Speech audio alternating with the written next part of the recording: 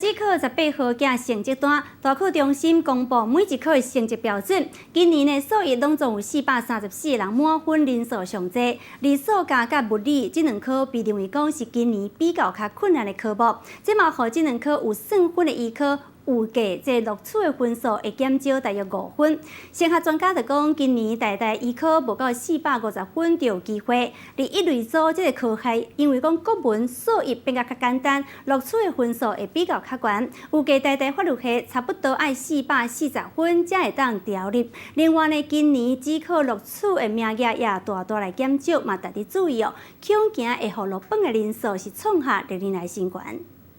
看明今年大学指考国文科的考题，题目出较真活，含侦探小说嘛，甲当作考题。题目的难度影响到考生的成绩。18号寄成绩单，大学中心嘛公布108年所有科目成绩的标准。数学一科满分的人上济有434人，国文无考非选题，5票是这5年上悬的。虽然国文的顶标跟底标都往上升，但是它区变。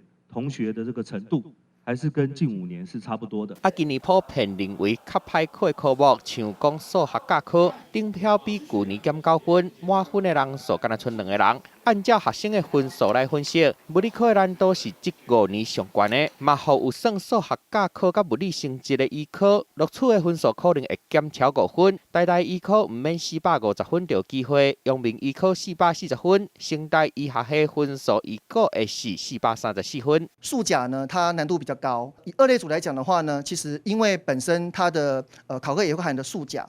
所以分数呢也是会往下降。会算国文、数学一科这顶标降低科目的法律系，预估录取的分数会加超13分。大法律系可能爱440分才有法度入去。另外，特别注意的是，今年考试录取的名额减真济，敢若剩超34500名额。不过今年预估会到志愿开人数有4万多人。专家讲，今年可能会有8000多人考无掉，创下这几年上济纪录。提醒考生上好甲 志愿卡写满，选家己分数较悬的科目来报，才会当考调理想的学校。记者综合报道。